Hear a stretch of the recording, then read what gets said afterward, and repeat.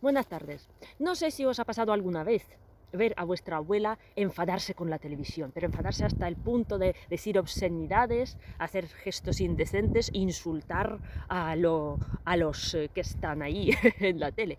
Pues yo esto lo he visto, tanto con mi abuela como con mi madre, y yo creo que yo las he superado, porque yo ahora insulto mi trabajo. Pues sí, como trabajo para un proyecto que se llama Tribunal para Putin,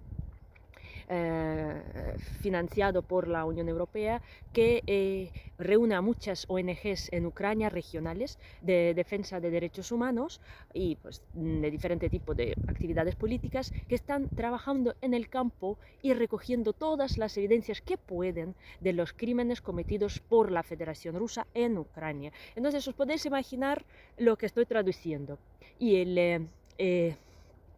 en qué estado de humor todo esto me pone. Pero eso hay que hacerlo y es un trabajo importantísimo porque, por supuesto, no podemos documentar los millones de crímenes de guerra que hay en Ucrania, pero podemos hacer por lo menos una pequeña parte, reunir, digamos, para presentar luego en un tribunal internacional. Así que, ¿de qué voy a hablar hoy? Hoy voy a hablar de la maravillosa Rusia, que se ha convertido en una cárcel invisible.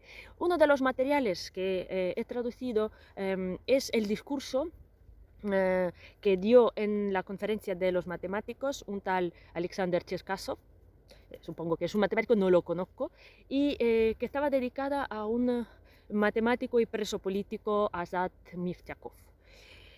¿Qué es lo que nos cuenta el hombre? Nos sistematiza un poquito todo lo que es Rusia de hoy y es una cárcel invisible. Rusia no respeta los derechos humanos dentro de su país de ninguna forma. Putin ha creado un sistema, digamos, de autoridades de fuerza, policías, guardia, servicios secretos de FSB, o sea, todo esto que ha creado un sistema de represalias brutal, pero al mismo tiempo invisible.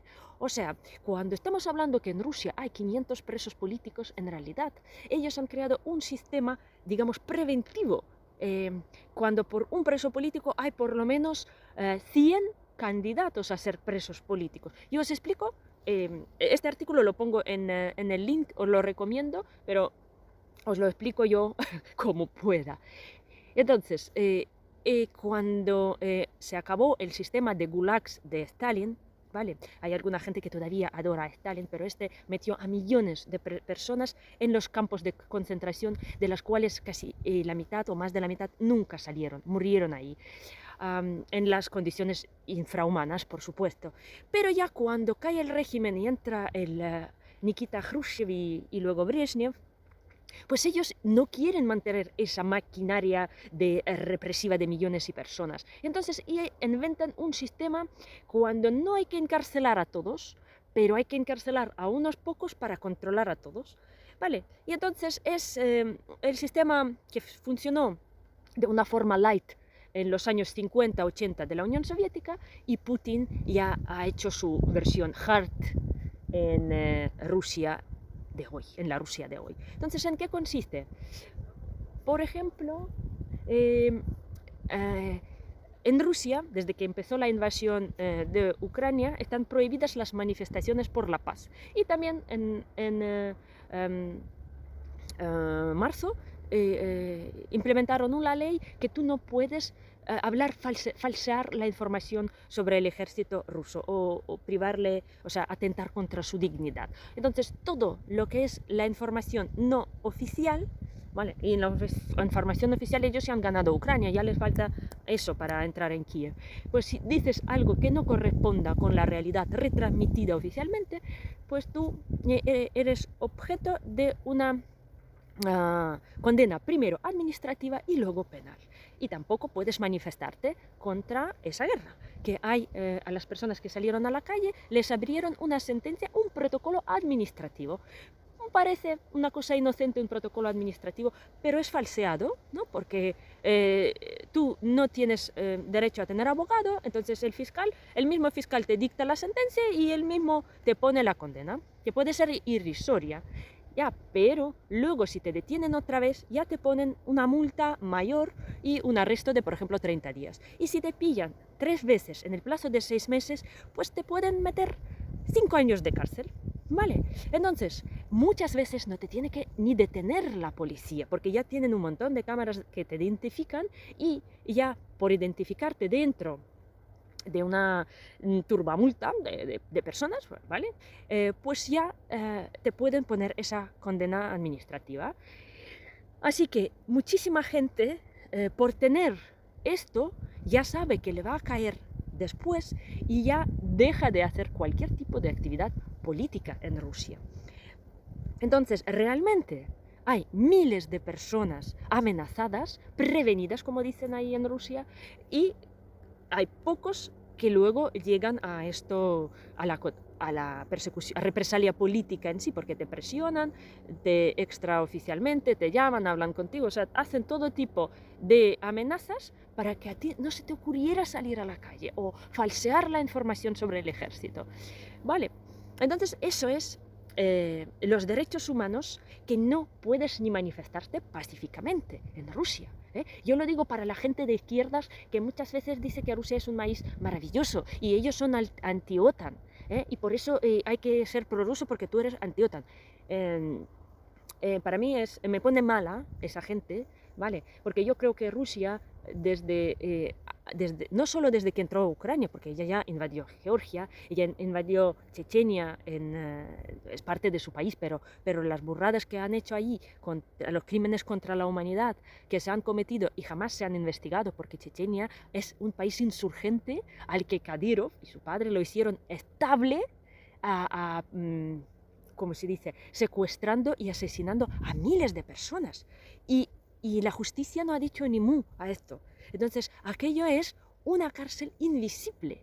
Tanto Rusia como Chechenia, por poner el ejemplo, porque allí realmente se implementó lo que es secuestros y matanzas. Y la gente que estaba públicamente denunciando todo esto, como por ejemplo la periodista Anna Politkovska y mucha gente, muchas otras personas públicas, están ya muertos. ¿Vale? Así como está muerto el único opositor decente que tuvo Rusia en todos los tiempos, que era Boris Nemtsov. Era realmente un hombre carismático que además se pronunciaba siempre contra esa infame guerra que inició Rusia contra Ucrania en 2014, incluso reunió a 50.000 personas en Moscú en un mitin contra la guerra. 50.000 personas ahora es impensable en Rusia, están todos en su casita atemorizados y cagados, y con la boca cerrada. Entonces este hombre fue asesinado a 200 metros del Kremlin en 2015 y el único opositor, que yo no lo veo muy opositor, Navalny, fue envenenado oficialmente por los servicios de seguridad y luego pues, consiguió salvarse y volvió, tan brillante él, a Rusia para que lo cojan y lo metan a la cárcel y para que esté ahí pudriéndose en una cárcel dentro de la cárcel, que le hicieron incluso para él una cárcel especial. Vale, entonces eso es lo que es Rusia, ningún derecho a pensar diferente y ya ni te digo hablar o pronunciarse contra algo, es una prisión. Es un país que es aberración de la civilización de hoy porque ha violado todos los convenios internacionales de seguridad, pero en primer lugar viola los derechos humanos dentro de su país. Ya no os digo que se decriminalizó la violencia doméstica, que se criminalizó en los movimientos gays, ya lo he dicho, pero además en las cárceles rusas, si antes había una represión, digamos, cubierta, porque si a un preso político lo metían en una celda, pues le ponían a la gente con pinchada que lo torturaba, lo maltrataba, para presionarlo a confesar. Ahora lo hacen los mismos servicios penitenciarios, con todo el derecho, y servicios de seguridad torturan y maltratan, humillan y matan, asesinan a las personas dentro de las cárceles rusas, tanto a los criminales convencionales como a los presos políticos. Entonces, ya he dicho, una persona que ya tiene una sentencia administrativa, si comete un tercer digamos, delito administrativo, pues va directa a la cárcel y ahí ya no tiene ni los mínimos derechos, ¿no? Así que por eso Rusia no necesita encarcelar a todos por controlar, necesita encarcelar unos pocos de forma preventiva, con esas presiones extraoficiales que hacen, para controlar a todos. Y eso es lo que es la Rusia de hoy. Y por supuesto, están tan felices de tener este régimen que lo quieren expandir a todo el mundo. Y han empezado a hacerlo en Ucrania. Y por eso me indigna tanto cuando la gente empieza a defender esa mierda de país que tiene que ser destruido y reconstruido. También, o en primer lugar, por el bien de su propia gente, que tienen que ser deszombificados además, porque muchos de ellos, pues ya de tanto miedo, además hay un libro que se llama La inercia de miedo, ¿no? Que la gente tiene tanto miedo que ya ni usa su cerebro, ni usa su pensamiento crítico, ¿vale?